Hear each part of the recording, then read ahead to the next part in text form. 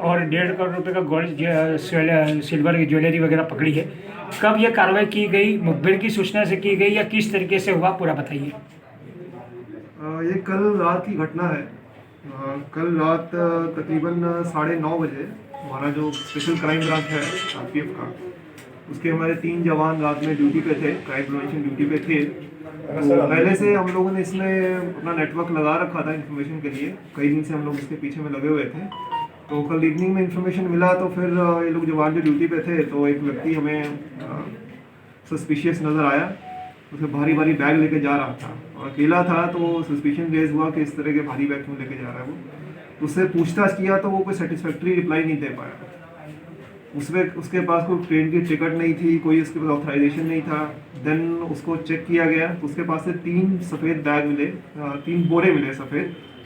Then उसको हम लोग आरपीएफ पोस्ट पे लेके आए। देन क्राइम ब्रांच के इंस्पेक्टर की प्रेजेंस में और बाकी स्टाफ की प्रेजेंस में, एएसी रतलाम की प्रेजेंस में इसको खोला गया। तो उसमें से हमें फिर गोल्ड मिला 8.335 केजी और सिल्वर मिला उसमें 56.973 केजी। गोल्ड की कीमत जो है मार्केट प्राइस के हिसाब से 68 लाख आती है और जो सिल्वर है उसकी मार्केट प्राइस के हिसाब से 34 लाख आती है। और कैश भी उसमें से मिला है, उसमें 2000 के नोट, 500 के नोट, 100 के नोट, 10 के, 20 के, सारा मिक्स है उसमें।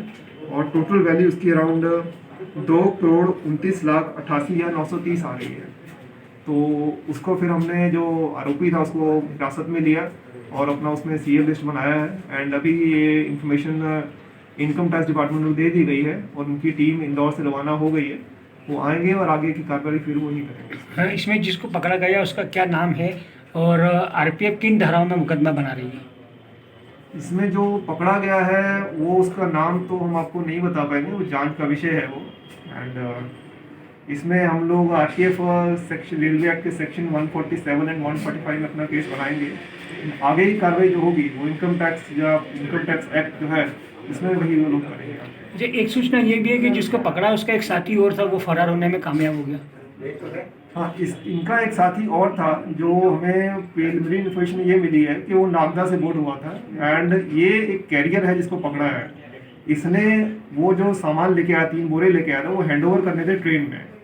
तो क्योंकि ये कार्रवाई हमने पहले ही करी, ट्रेन का टाइम था 9:50 का अराइवल था और हमने इसको पकड़ा 9:30 के, हमने इसको पकड़ लिया, यहाँ पे आया था तो पकड़ लिया।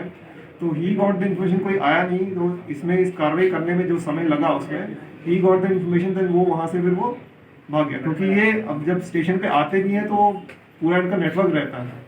तो आई थिंक, लेकिन हमारे पास उसकी डिटेल है एंड उसकी डिटेल हमने आगे फर्दर दे दी है, इनकम टैक्स डिपार्टमेंट को भी दे दी जाएगी, तो वो भी हिरासत में आ जाएगा।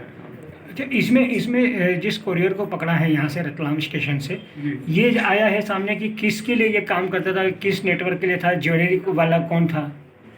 नहीं, ये इन्फॉर्मेशन अभी इसने नहीं दी है। ये जान, क्योंकि हमारे पास जो पावर्स हैं, हमारे पास तो रेलवे क्राइम संबंधित पावर्स होती है।